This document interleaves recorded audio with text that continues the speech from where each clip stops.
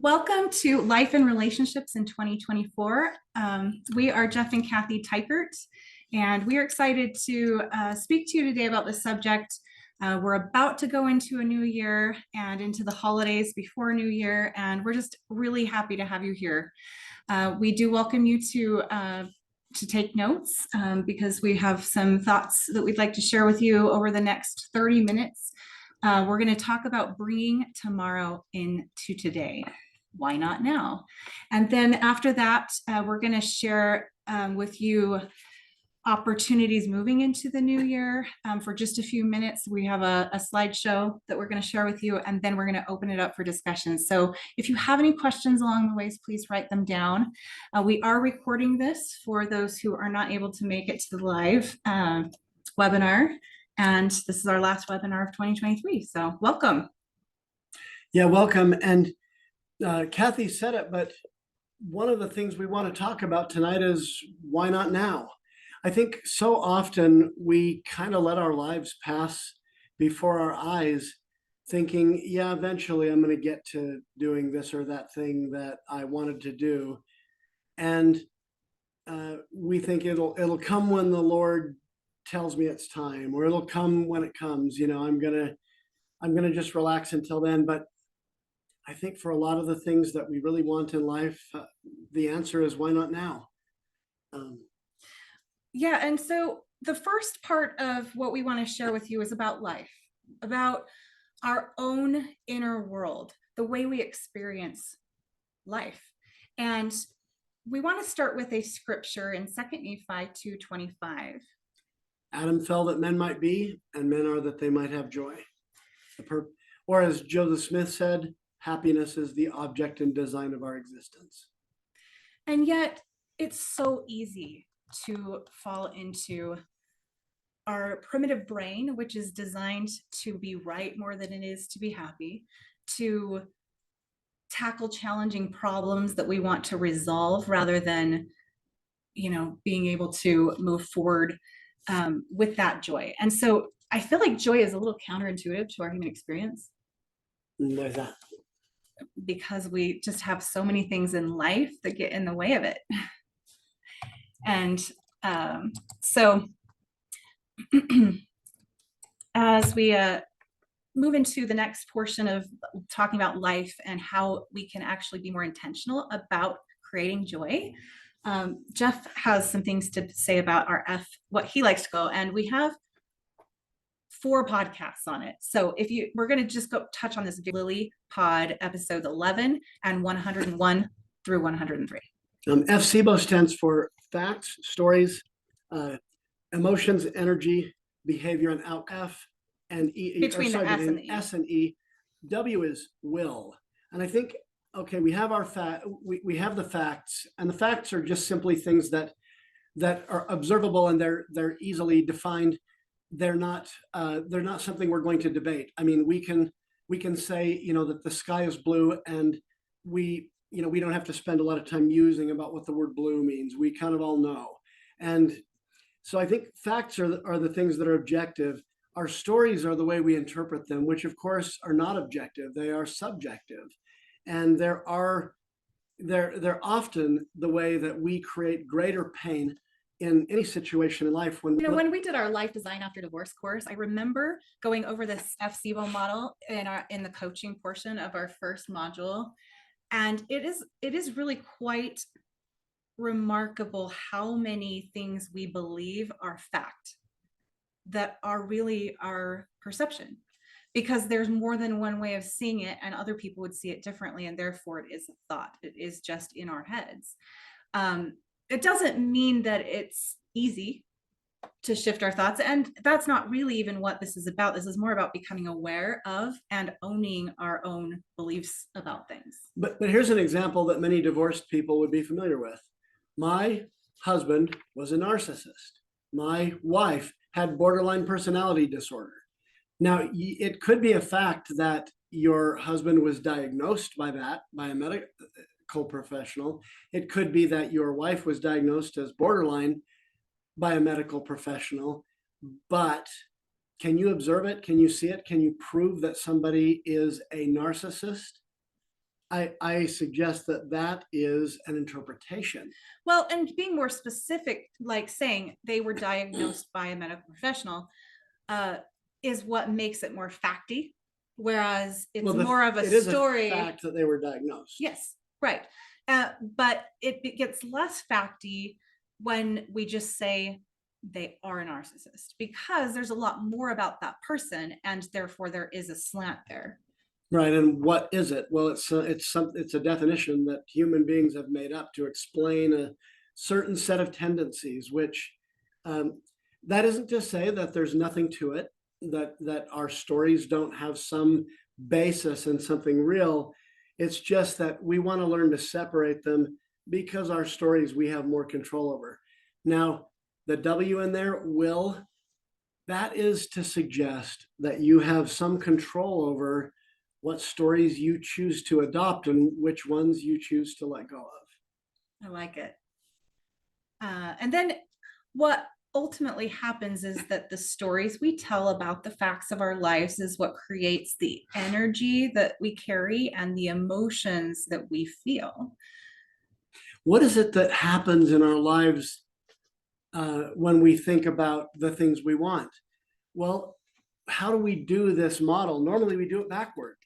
We say, I want to make more money because I want better health care, or I want a new car, or I want to feel more secure that someday I'll be able to retire.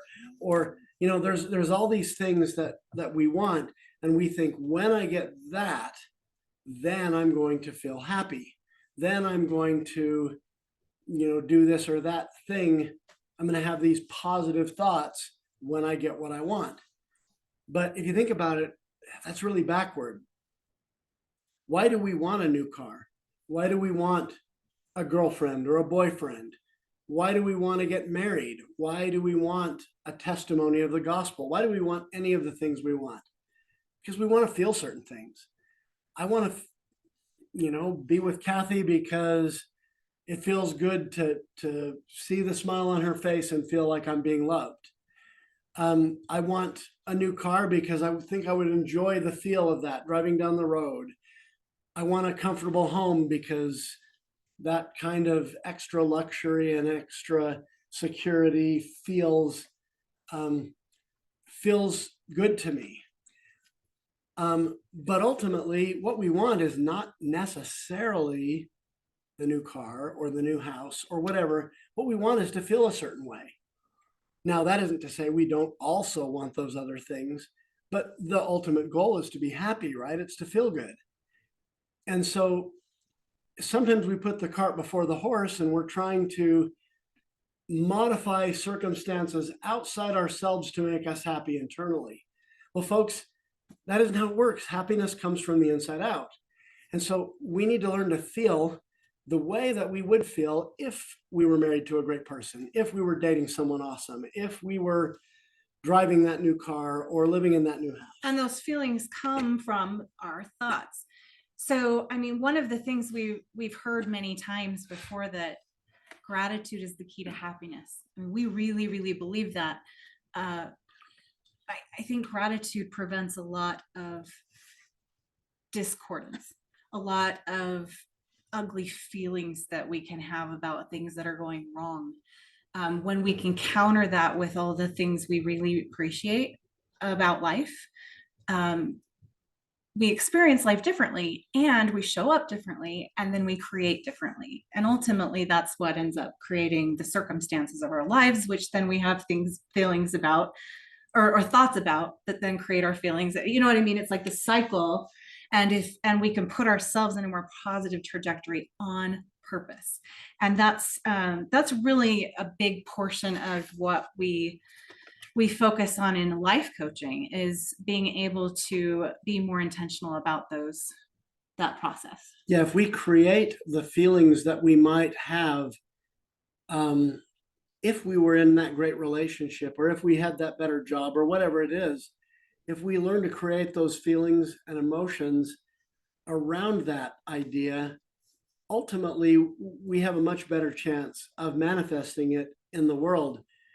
I want to suggest too, I mean, there was a time when I moved 1,000 miles away from my youngest son. Biggest mistake I ever made in my life. And I could go into that for a lot of reasons, but that's not the point tonight. The point is, I was so miserable going through my divorce and everything that was happening in my life at that time that I thought any change would be good change, that I could move away from all of that pain and agony. And you know what? The pain and agony was inside me and it moved with me. So I went through all of that stuff. I moved myself to a whole different state and was trying to do that to change my circumstances so I could be happier and restart my life. And at the end of the day, I just carried that pain with me, and it didn't make any difference where I was. That's just geography. What was happening is it was going in here. It was in here, and it stayed with me. So the scripture is true. As a man thinketh in his heart, so is he. Yeah. So. And that's why we believe this model, and mastering it over time is really important. And it's one that we work on ourselves. And I know Jeff has mentioned many times to me that I've become a different person as I've worked on that in myself. And it's something I wish I would have known so much sooner. And anyway, we are, sorry about that. Okay, so we are moving into another thought I had in preparing for this was, we are finishing up the New Testament. We actually just released a podcast today called New Testament Latter-day Saints. So if you aren't currently listening to LilyPod, you can look it up on your favorite app, and it's episode 149. And we're finishing up Revelations like this week, actually. And we are doing the first I guess we're doing it in 3 sections, right? Right. And we can't get into that. And Jeff actually has a whole thing about Revelations, which is really cool. But I just wanted to mention that overcoming is really something that stood out to me as we read this weekend, and that overcoming, it occurs like 4 times in one chapter, the word overcoming. Yeah. And it brings really very specific, wonderful, amazing blessings into our lives.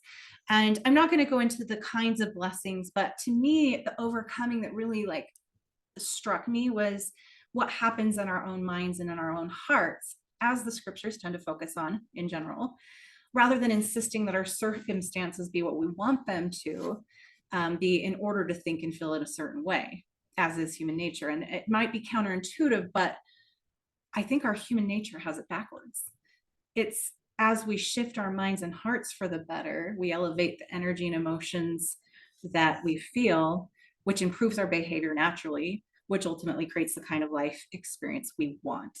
I want to ask this question, and could you raise your hand if this applies to you? I'm not assuming that everybody here is divorced, but I know probably most are or have been at one time. So if you have been divorced, how many of you felt like you were so miserable that you were exhausted, like physically exhausted, that the misery, the unhappiness, and all of that just took all of your energy? If there's anybody, I'm going to raise my hand. I'm raising mine too. I remember thinking it was going to kill me. And how many other people felt that way during their divorce? Yeah, we see at least one hand up. Maybe not. I'm sure there's other people. Not everybody knows how to use those. I'm always impressed when those pop up. I'm like, oh, you know how to use the technology. Good job. Right. But, I'm sure a lot of people have. I had so much anxiety at one point. I'm an attorney, but when I would get stuff in the mail from my former wife's attorney and I would see it, I would physically start to panic. Now that's odd because I get stuff from attorneys in the mail all the time. And I have for years, but when it was personal to me, that was different. It caused a lot of anxiety and even irrational anxiety in many cases. And I think that that sometimes when that cascading series of dominoes seems to be toppling, and we're just so tired, it's like, oh, I get one problem solved and there's three more that have come up since I started. You know, how am I ever going to overcome this? Well, the first thing is to pay attention to these principles. The way we think is going to influence the way we feel, and the way we feel is going to determine the level of energy that we have, which is going to help determine how we behave and whether we attack a problem or just sort of sit there and let it take us. And then what is our outcome going to be? And if we approach it with strength, whatever the problem is, we're going to have a better chance of maintaining our energy through the crisis. And not having it become a whole bunch of crises all at once, which I think, you know, they say when it rains, it pours. I think that saying comes from the creation of a whole bunch of dominoing circumstances that go along with that reduced energy and emotions, which go along with those negative thoughts about the circumstances. Because there's clean pain, and we want to feel our feelings around losses that we want to be sad about. It becomes dirty pain, and it becomes detrimental to our lives when we then move into the catastrophic thinking that, you know, then dominoes into creating more loss. Did anyone here suffer a job loss or a business failure during or shortly after a divorce, or maybe shortly before?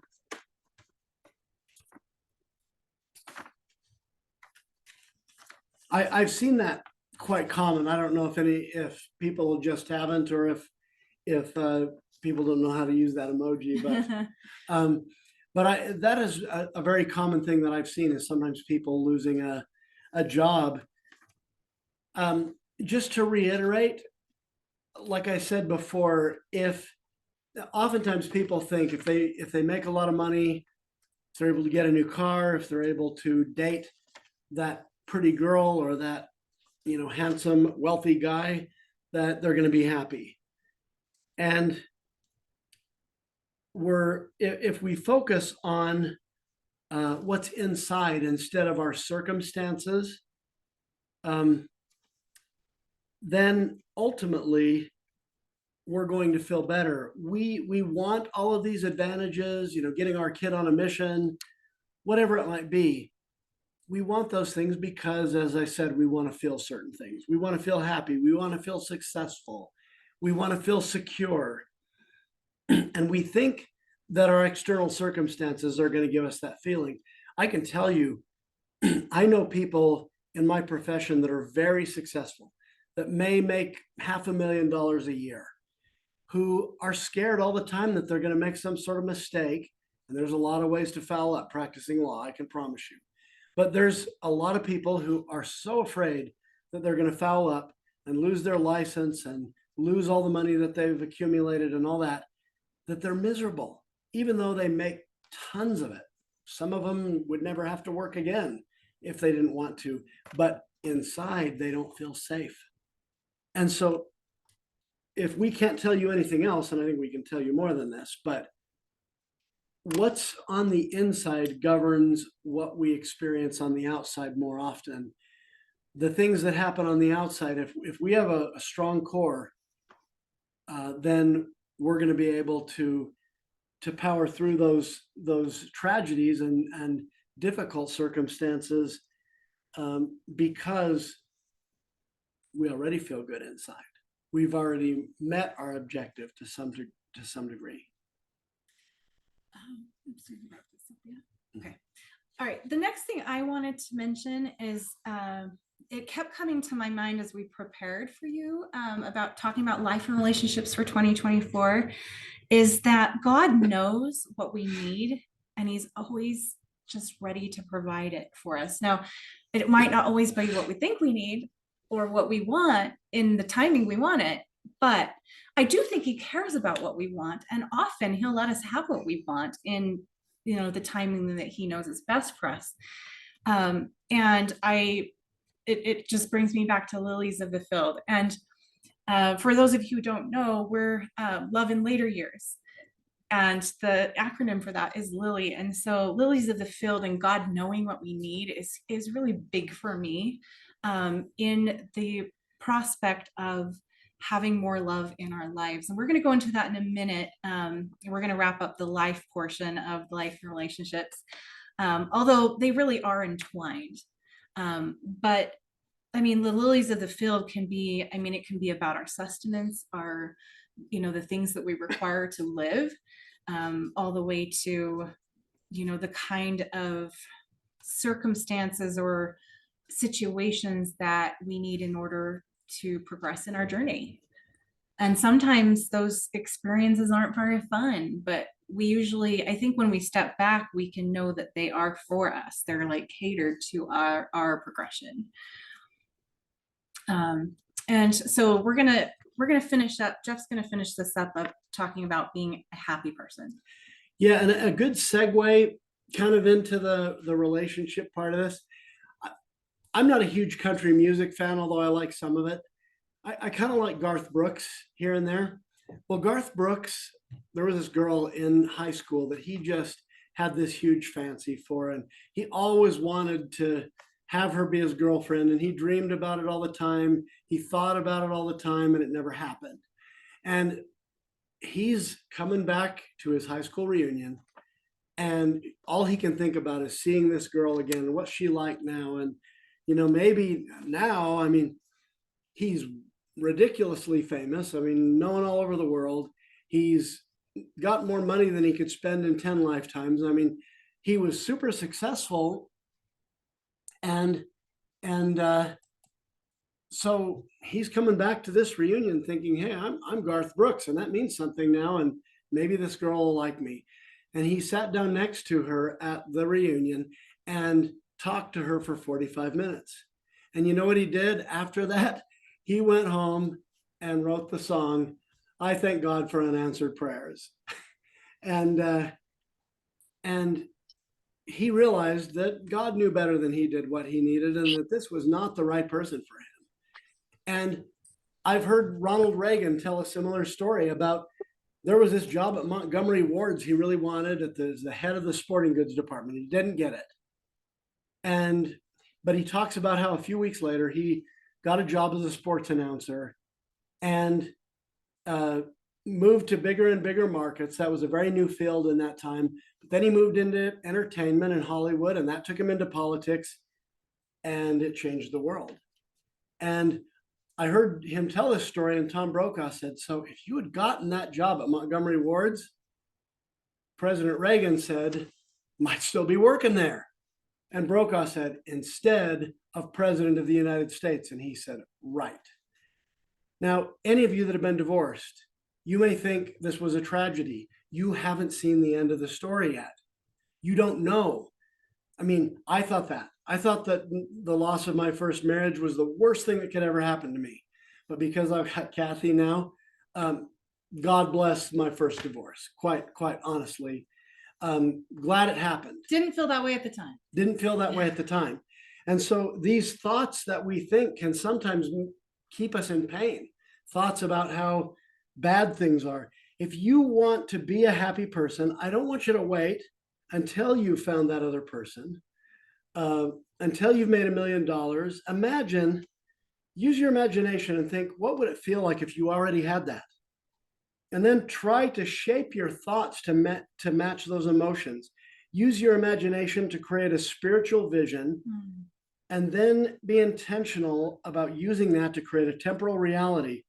As God said to Moses, I, the Lord God, created all things of which I have spoken spiritually before they were naturally upon the face of the earth. And we have to live by that principle too. We create it in here.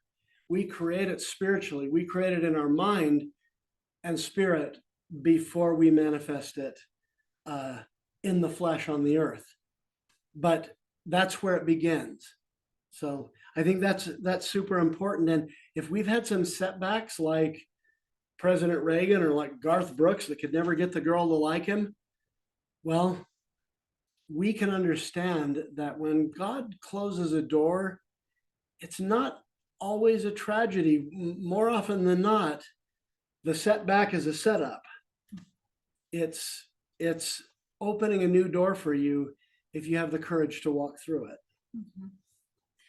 Yeah, and that can be in relationships, it can be financially, it could be in your career, it could be any number of things. Right. And as we move into relationships, I just want to preface that we are going to talk a bit about dating and relationships that are romantic, but love in later years is also about the love and relationships that we have with ourselves, with our children, with our families, with our friends, with our neighbors. And there's so many opportunities to not only intentionally build who we are inside ourselves and the joy that we experience in life, because that's the design of our existence, but also to elevate the relationships that we have, the connections, the way in which we relate with others. And this isn't just about dating, as Kathy said. I want to tell you something really quick. Some of you know, not all of you, but some of you know that I lost my youngest son in a tragic rock climbing accident about 1 year and 4 months ago. And it's still pretty fresh. And, in some ways, I know I won't get over that and don't even want to. However, I want to tell you something kind of unique. After the graveside service, my son's best friend was sitting by the grave, just tearing up a box of Kleenex. I mean, he was sobbing, and you could tell how deeply he was affected by what had happened. And even though I was hurting just as much, I walked up and I sat down next to him. And I started to rub his back, and I said, "Hey, this is hard, isn't it?" And he says, "Yeah." And I said,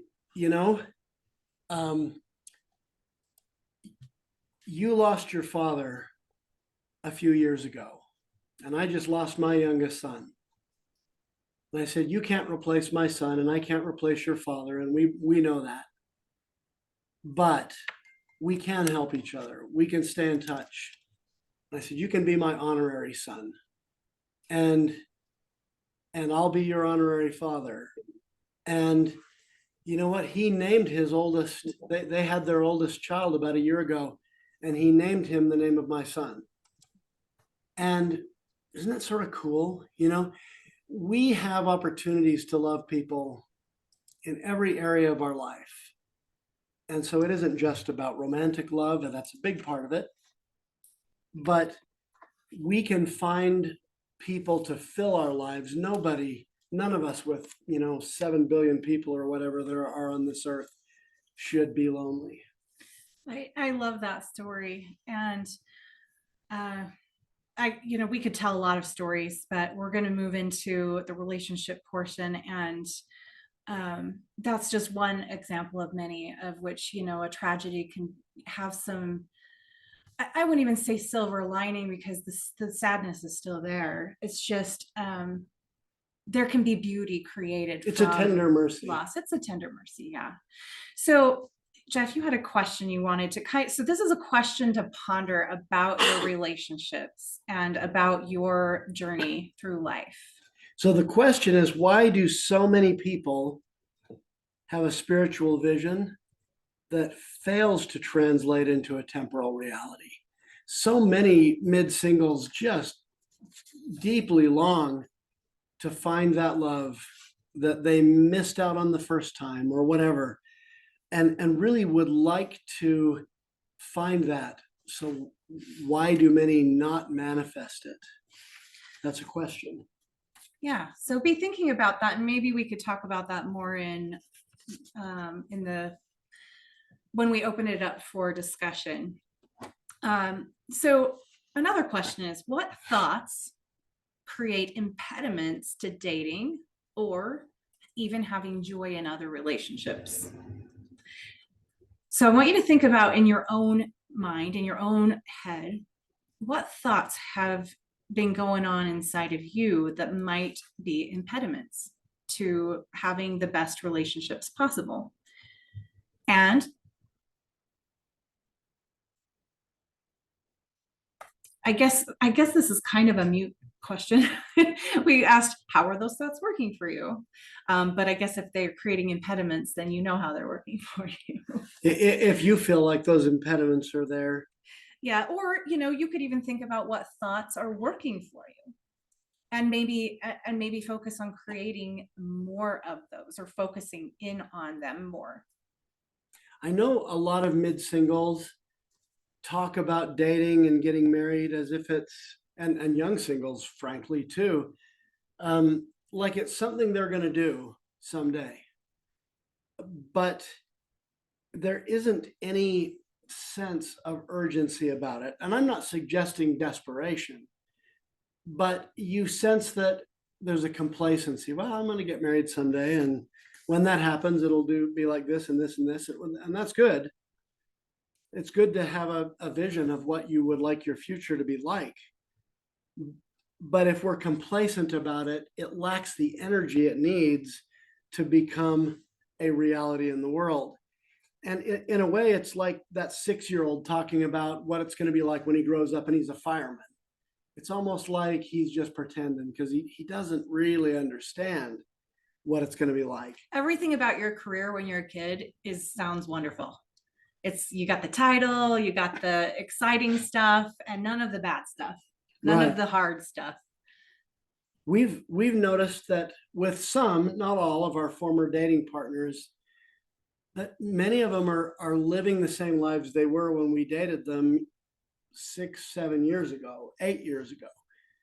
And why does it just go on and on like that? And they may still talk like, yeah, someday I'm going to get married, and then I'll be happy. Then I'll do this. Then I'll do that.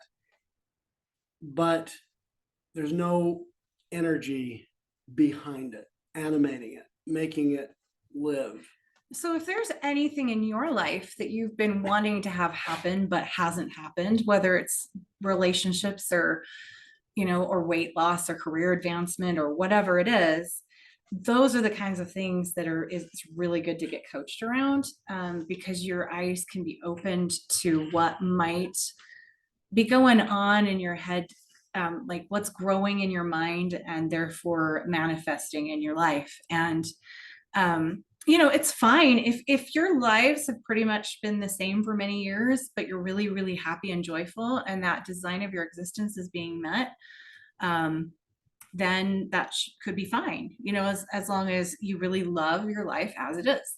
And loving your life as it is as much as possible is actually a really good idea. I don't think it prevents us from wanting to change things. I don't generally think that wanting to change things comes from bashing your life. Or I think we were both pretty happy people when we got together and got married. I think we're happier together than we were apart, but I think we were both living pretty happy lives single. And that's a huge secret, actually, that's the way you want to approach every relationship, is be joyful and happy going into it, and then keep maintaining that joy, because no one can do that for you.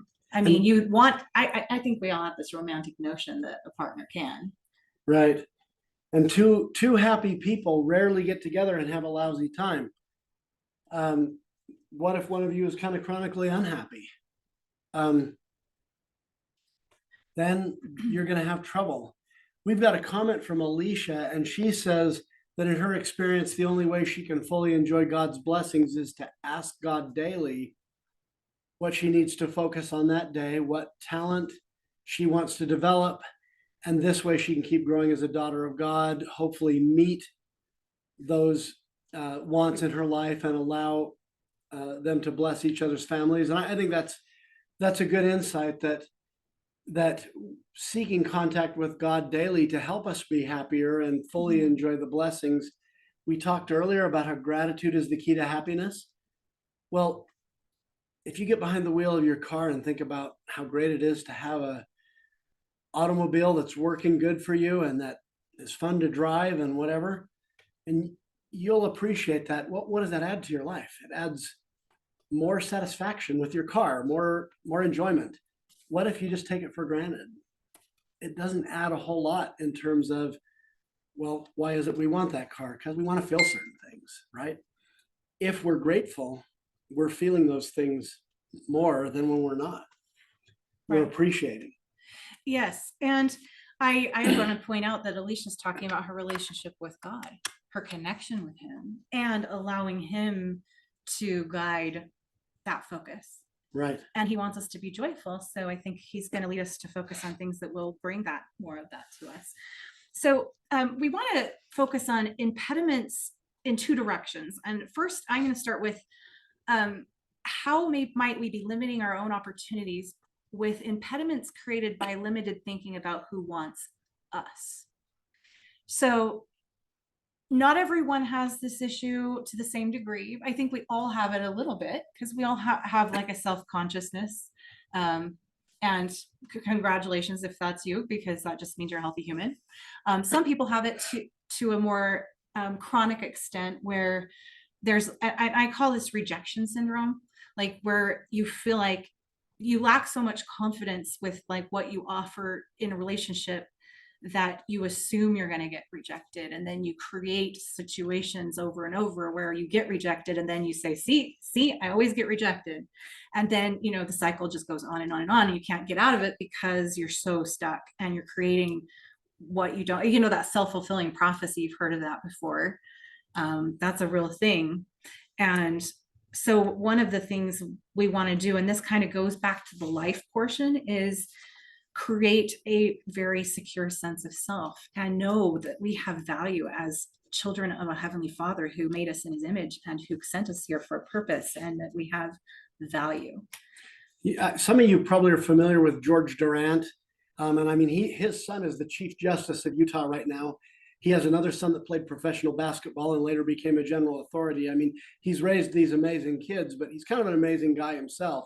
But he wrote a book that I used to read all the time as a teenager because it made me feel better. And in that book, one of the first statements he made is that I boast that my inferiority complex as a teenager was infinitely superior to yours.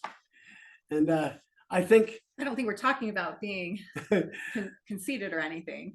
No, he was saying that his claim to fame was that his inferiority complex was bigger than anybody else's. Well, so he's trying to be superior at being inferior. And I used to read that and think, oh yeah, this guy understands me. But I think that it's common for us to feel like we're an imposter. I've been a lawyer for more than half my life, and I'll still be consulting with somebody at the beginning of a lawyer-client relationship and think, this guy needs to see a lawyer. And I think, wait a minute. I am one, right? And there's times when I felt inadequate, inferior. Can you repeat that book again? It was called Someone Special, starring you, and then there was a little TH at the end. For youth. Yeah. Yeah. And I don't think it's in print anymore, but you can find it at DI once in a while. Now we're going to go into impediments regarding who we think we want. And Jeff's going to talk about that. So one of the things that when they've surveyed women to say, what do you really want in a romantic partner? They'll say, I want a guy over 6 feet tall, and I want a guy that makes over $100,000 a year.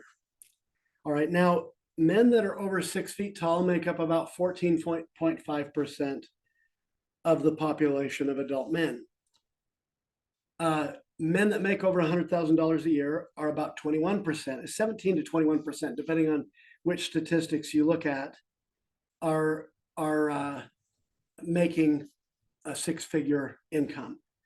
How many men have both of those things? Anybody have a guess? Put it in the comments if you have a guess. Yeah. Okay, we'll go ahead and tell you. It's about 3%. So if you're thinking, I need a guy that's 6 feet tall and makes six figures, or I'm not going to commit, I'm not going to be happy, I'm not going to look for happiness anywhere else. Well, you're limiting yourself to 3% of the population. Now, how many of that 3% are roughly in your age group and marriageable material? How many of those 3%, notwithstanding being over 6 feet tall, aren't very good looking? I mean, Okay, so what he's saying, women, is you gotta resign yourself to marry someone who is Is short and short, poor. broke, and Ugly. no, just kidding. Yeah, Jamie says slim to none. Yeah, so no, we're really not trying to be No, this isn't to be discouraging, because we really, if you know us, if you followed us very long, you know that we like to be really positive and uplifting, and you know who, when we were looking for a car and there was a car shortage, I remember thinking, okay, this might be more challenging than usual, and we did have to pay higher than the value of the car to get a car, and it took us about 6 months, but we got a car. We just needed one, and each person just needs their person, and there's one person, and that person might end up being in that 3%. They might not. And either way, you decide what you value most and look for that. We recently interviewed Nate and Becky Lambert, who are a recently married mid-single couple, formerly mid-single couple. And Nate has an interesting history because he has a PhD in family science. He was living his dream teaching family science at BYU. He taught marriage enhancement, all these other classes, and he didn't get tenure, and he was being shoved out of his department. Well, that would be a very, after you've put in all those years to get a PhD, how does that feel? Nate's also kind of short. But he also exudes this positivity and self-confidence, and he went out and became a real estate investor and has made millions of dollars and says, thank God I didn't get tenure. And it's one of those things, again, where he, where he just had something that looked like a tragedy and it turned into a tender mercy. He also ended up getting divorced, and it wasn't what he wanted. It wouldn't have been his choice, but it was his former spouse's choice. And he was telling us that he wanted to marry someone that was kind of entrepreneurial like him. And he started this group for LDS single entrepreneurs. And he had barbecues and things up at his house and activities. And Kathy said, but you weren't doing that, were you? And this is on the interview, because you weren't doing that just to find a spouse, were you? And he says, I totally was. He said, I was totally doing it because I wanted to find the kind of woman that I wanted to be with, and I wanted to make sure that I was bringing him to my house. And how proactive is that? And you know what? He met somebody awesome who is very entrepreneurial, just like him. And, he, I think a part of the reason he was able to do that is because he exudes this sort of positive energy, and he attracts other people that are like that. Yeah. But he's not over 6 feet tall, so he wouldn't be in that 3%. Well, I remember I wanted someone taller than me, and I'm pretty tall, but it wasn't the most important thing to me. And I'm only 5'4". I decided not to have it in my top 3 to 5 things. For anybody who's read Intentional Courtship, which is our Amazon bestseller, it walks you through recovering from relationship loss all the way to dating again and pairing up with your person. And we talk in there about man, I think I went off track in my brain. What we're talking about? Impediments to our own opportunities. And we talk, one of my favorite chapters is about the list of things that you're looking for, and that really it's very wise to narrow it down to the 3 to 5 most important things, and those are the deal breakers, and those are the things that you just won't even bother dating someone unless those 5 things are there. I mean, you might want to go out on a couple dates because some of those things might be so character deep that you can't know them without meeting with them a couple times, but overall, like, it just narrows down your dating pool in a good way. So Jeff was talking about impediments to having opportunities with enough people because we're too picky about things that might not matter as much. But for the things that really, really matter, hold your ground on those things and then narrow it down in a purposeful way. let me say that if you're Latter-day Saints and you've been to the temple, which probably most of you have, you were anointed to become kings and queens, right? So don't marry the court jester. I think a lot of times people select a spouse, or they try to select a spouse the way they might select a fun prom date. But that's not really what it's about. What kind of person can you build a life with that is going to bring goodness and light and joy? You know, I think that sometimes we need to think deeper than I need somebody who's a 6 foot tall hunk, that makes 150,000 a year or something. Right. So moving on, we need to wrap this up because we want to make sure we open it up and we want to talk to all of you. So I hope you all can stay till about 8:30. I think that's what we'll go to.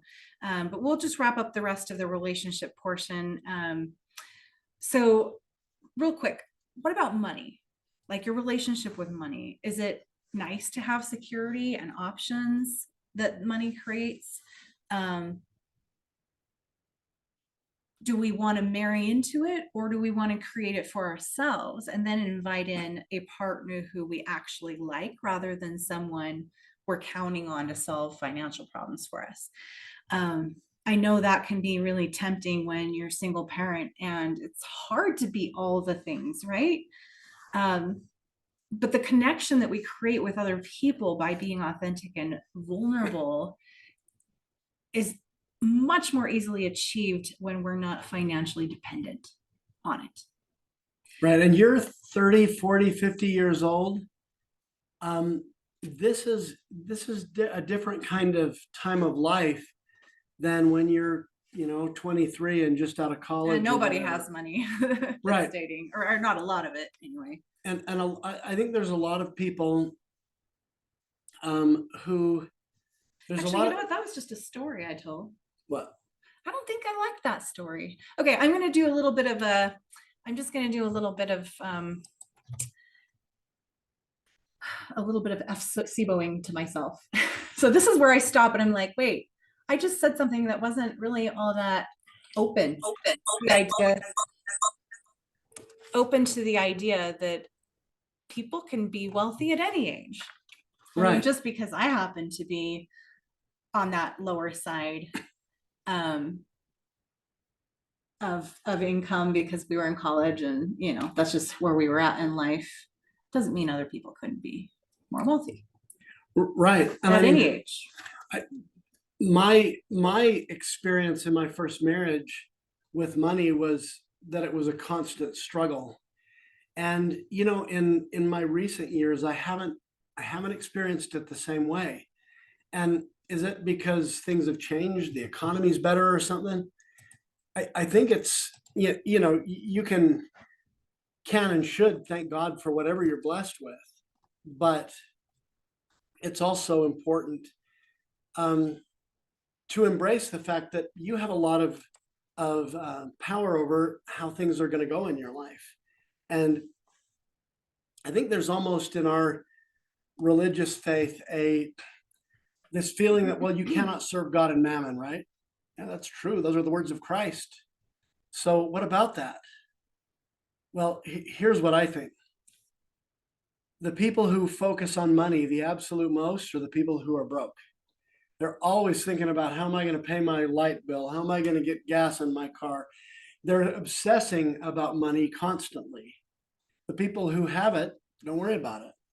And so part of this is, we don't want to try to serve mammon instead of God. In fact, we want to make mammon serve God. We want to have control over it rather than letting it have control over us. It's easier to be self-actualized when all our needs are met. The quickest way to become a slave to money is to not have it. No. I think we have to adopt a little bit different mentality about money. And speaking of that, and well, let me say this one thing real fast. So women, if you didn't have a career in your first marriage, you have my sympathy. You really do. And Yeah. for that matter, if any of you guys were married to a really high-powered professional woman and you didn't develop a career, you got my sympathy too. It's hard to, at midlife, to go out and figure out your life in the way that you might have done in your 20s.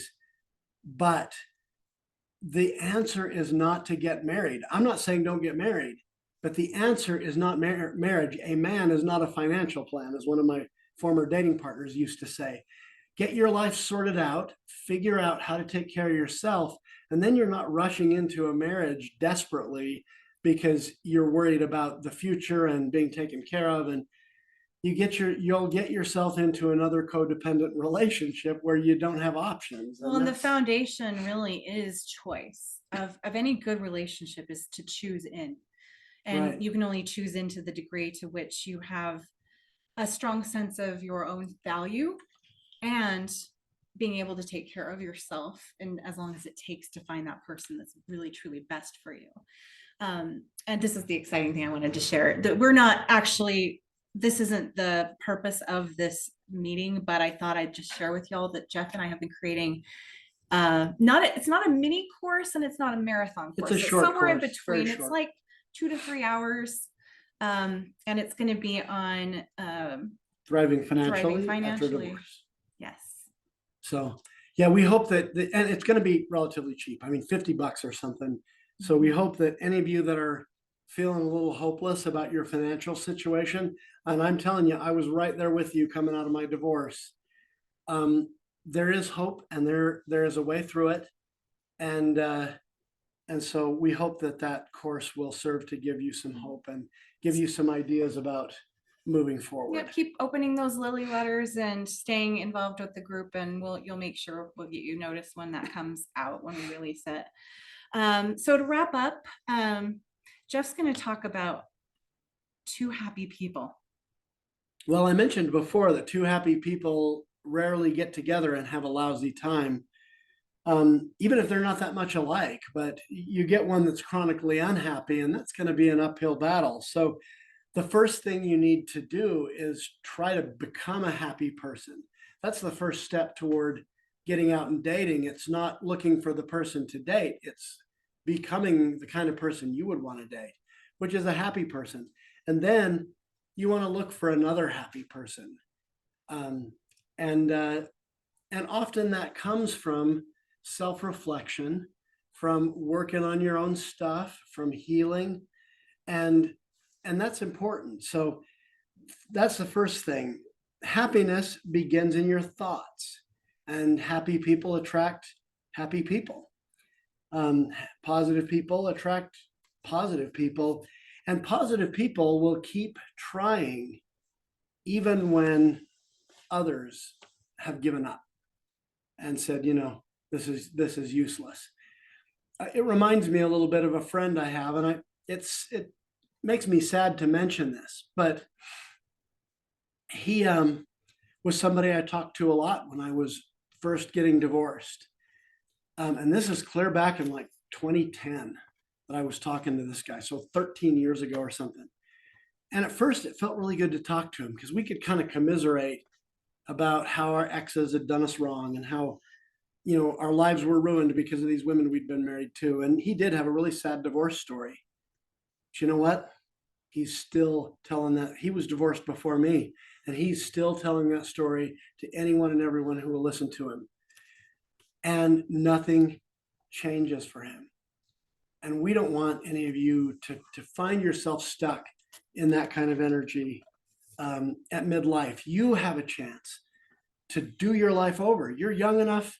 You got years ahead of you. You can make a better relationship. You can take all that experience that you've gained and put it to good use and create the kind of positive relationship you want. You can create a new career where you can make whatever kind of money you want and have whatever impact in the world you want.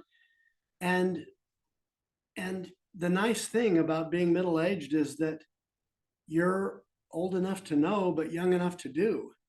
And so we've got lots of opportunities. And to sit and lament all day long about how your life is ruined because of some other person. Hey, right now, if you're single, you have the freedom to go out and make whatever choices you want. If you want to go back to college, you can do it. Why? Because you don't have a spouse telling you you can't. You just have to figure out how to arrange it and go down the list of things, anything you might want to do. Climb Mount Everest. You can figure that out. And we really want to encourage you all to bring tomorrow into today. All the things that you want to do, all the things you want to accomplish, the type of person you want to be, and whatever's been eluding you, to bring tomorrow into today. That 2024 is the year. And I guess technically that's still tomorrow, because it's We're not quite there. no, yet. we're not quite there yet, but we wanted to get you thinking in that direction, that, every day is a gift in which we can use to create more joy in our life and in our relationships. Unhappy people trying to find another person to make them happy is like trying to fill a bottomless pit, and it puts way too much pressure on the relationship. We know, 'cause we've had those kinds of relationships. What we need to do is take responsibility for our own emotional well-being while we're single and when we're married. It's easy to say, it's hard to do. Jeff and I are still working on that ourselves. We're going to help. We want to help you work through those dynamics in your life and relationships to become a happier person. And having said that, we'd like to just show you, I think it's like 7 slides. We're just going to help you. We're gonna just help you know what your options are with regards to moving into the new year with a lot of good support. And Jeff is pulling that up right now. It's right. Oh, I got a lot of screens open. That's interesting. Oh, but we found it. That's good. All right, so make sure you keep your pen handy, and then as soon as we're done with this portion, we're gonna stop the recording and we're gonna open it up for discussion. We're so excited to talk to you all. How and be thinking of comments, questions, thoughts that you would like to bring up in this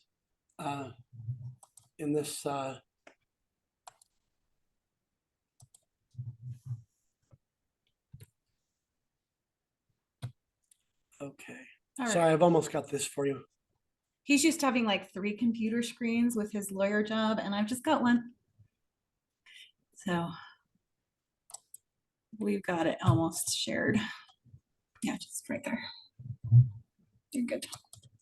All right, can you guys see that?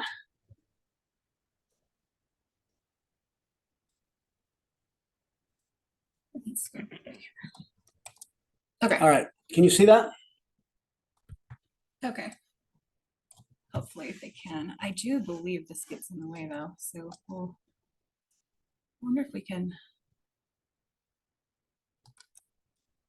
I don't know. No, I'd just leave it. All right. Actually, we can put it off to the side. Okay, there we go. So Jeff and I are single life and relationship coaches, and we help single adults intentionally heal from relationship loss to move forward, to create happy lives and healthy relationships, getting married or that have recently gotten married. And we would love to have you join our Lily coaching groups. We have a group for men, we have a group for women. It will truly up-level your life and relationships in 2024. And it's a really fantastic option for those on a tight budget who really want they want coaching support. And they want to be able to move into the new year intentionally, and not just on their own, but with support, not just from us, but from the group itself. Yeah, in the nights, I mean, I'm the facilitator, but I'm not the only coach. Everybody in there is a coach, and they're all coaching each other too. So you get a lot of perspective.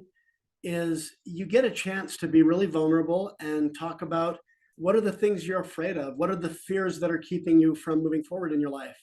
What are the things you're worried about? And you get a chance to receive unconditional acceptance from the other people in the group, which not only increases your confidence, but helps to fill you up a little bit with love and spirit and strength and all of that. And not only do we have our Zoom sessions, which are so we've been starting them at 6:30. Jeff and I, our schedules are filling up really, really fast. And so 7 o'clock is gonna be better for us, but we'll still cut it off by 8:30. So it'll be basically a 60 to 90-minute total meeting. Sometimes we'll have focus of the month to start. Sometimes we'll just do the whole time with like group coaching and discussions. It just depends on what the needs of our group are.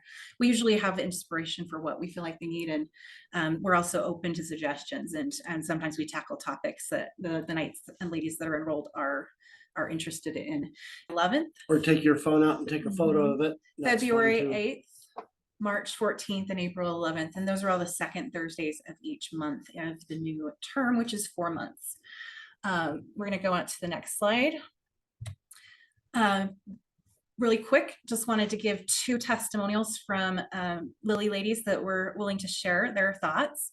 Meg, I love working with Meg. She's great. She talked about working with me and the Lily ladies for the past year and asking questions to better understand and pull us out of habitual patterned thinking.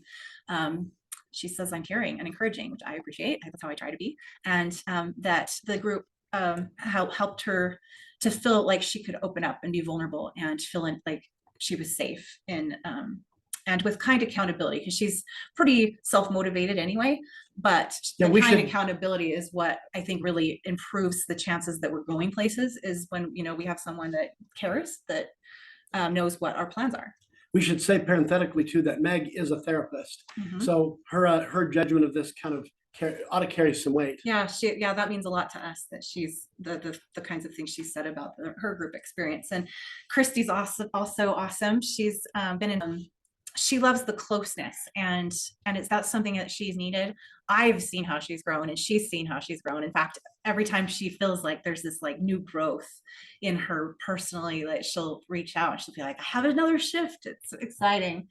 And she said, I'm definitely a stronger woman now than I was in the beginning. The support of the Lily ladies is great. It's one of a kind.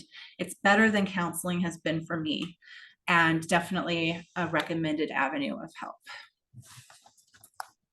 Thank you, Meg and Corey, for sharing, or Meg, Corey, and Christy Eldridge for sharing that.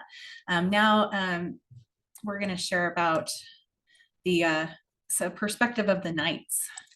Yeah, so we've got David Howard, who actually was married not too long ago.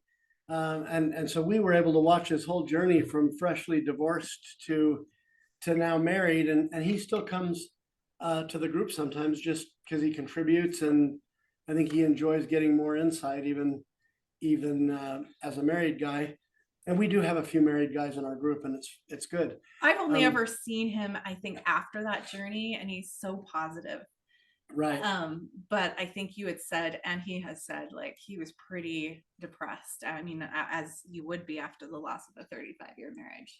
Right. And he talks about how the group is a safe place to be open and honest, which is what we talked about a minute ago. And also process trauma. Right. And have a chance to move forward. He was married this year, and he's in his 60s, but says life has never been brighter and more promising. And so if you want to think about it, we don't want to waste our lives being depressed about things that have happened. We want to use those experiences to get a new lease on life and to learn and learn the art of happiness. So, and I think David is a really good example of a person who has done that. Brian is also a therapist, although currently he also is involved in the real estate game. But he always raves about our book, Intentional Courtship, and always comes up with interesting things to say.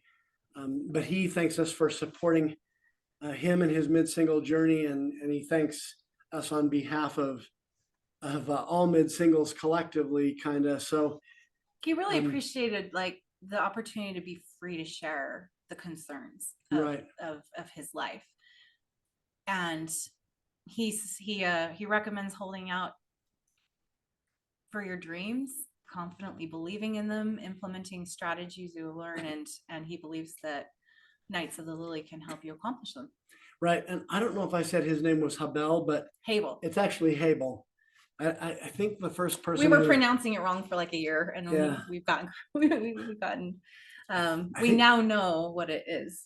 I think the first person that ever introduced me to was dating him, and she said it wrong. But anyway, that's a Oh, whole, is that what that was? that's a whole other topic. But You hear anyway. something once and you just kind of go with it sometimes. so those are a few testimonials of the groups and what we're able to do with those. All right. So we charge, so for private coaching, most coaches charge between $100 to like $200 per hour. We charge $150. And then if you do more than one session in a month, it's less expensive. And we have quite a few private coaching clients. We love it. We love working with individuals, and you'll have the opportunity to sign up for a free coaching consult if that's something you're interested in. But if you're wanting to dive into the coaching memberships, it's only $200 for 4 months of coaching. It means that we're your coach, and you can reach out when you have questions, concerns, like anything that's coming up in your life, and get support. And so it's a really good value. Essentially, it's $50 a month. Yeah, I mean, so honestly, that's almost ridiculously low. We worry about undervaluing what is provided by charging that little, but we feel strongly that we want to make it reasonably affordable for those people who want to take advantage of it and have a coaching experience.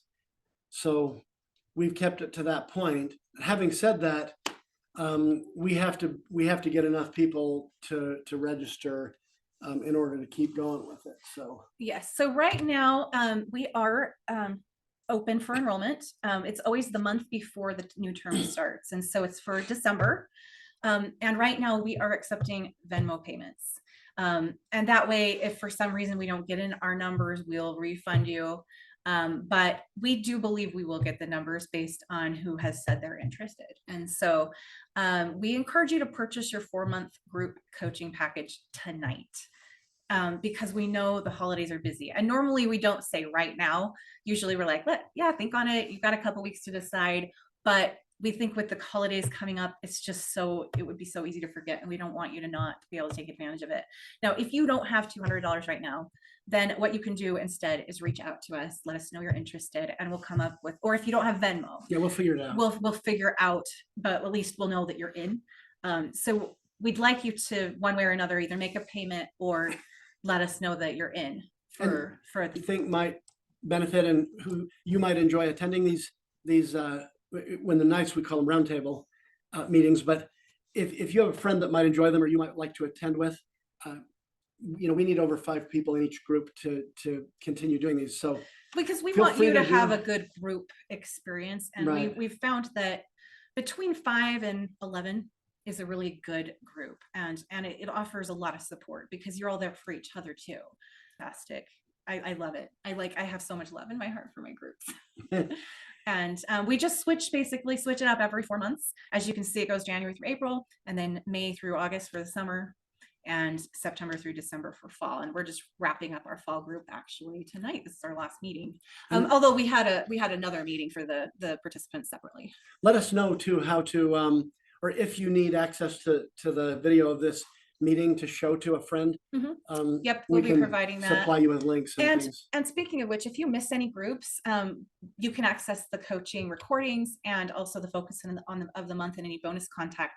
You're going to have a login to the membership site, which makes it really easy to access, and then also the group messaging between sessions. So lots of really cool stuff. Now, this is just our last slide. This is just loveinlateryears.com. Feel free to explore our website and all of the things we offer.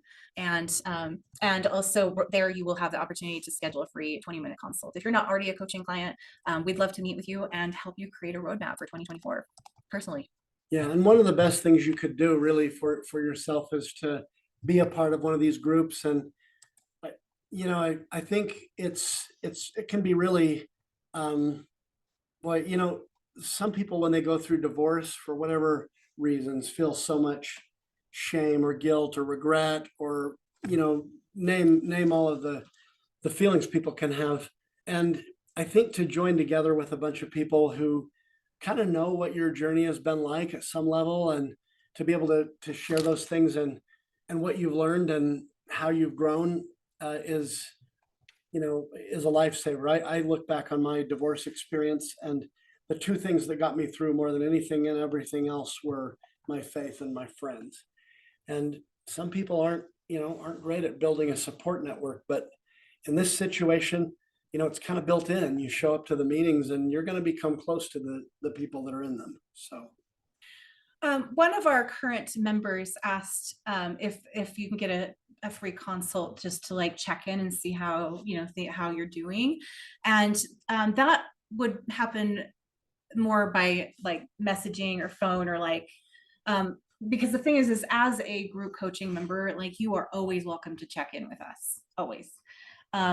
The consults that we do like by Zoom are more for like new clients that know nothing about our programs and want to kind of want to know all their options before they dive in to what they want to do.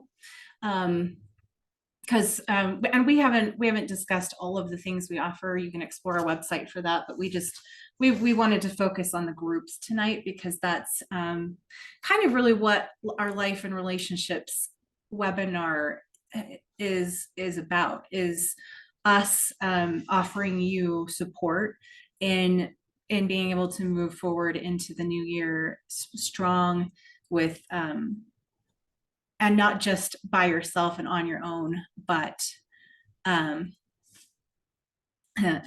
being able to move forward with support and know about the support that we offer. So yes, and even though Alicia is being cheeky, I didn't know that. She knows she can check in with me. She knows how this works. So anyway, I know there's a lot of new people here that we haven't worked with before, and there's also people who have been in the groups in the past and might be coming back. There's also people who are currently in the group. So like, I'm just really excited to have y'all turn on your videos and take yourselves off mute. I think we'll probably end the meeting here though, because this is the special portion of the meeting that is just for those who are able to attend live. So anyway, right. But for those of you who are watching, please go to loveinlateryears.com to learn more. And remember, you can, to join the groups, you can Venmo Love in Later Years. And if it asks for the last 4 digits of the phone number, it's 4226. Just Venmo us $200 and you're in. And then reach out if you have any questions. We'd love to have you. All right. So with that, we'll stop the recording and we'll open this up to more discussion, questions, thoughts, whatever you'd like to share.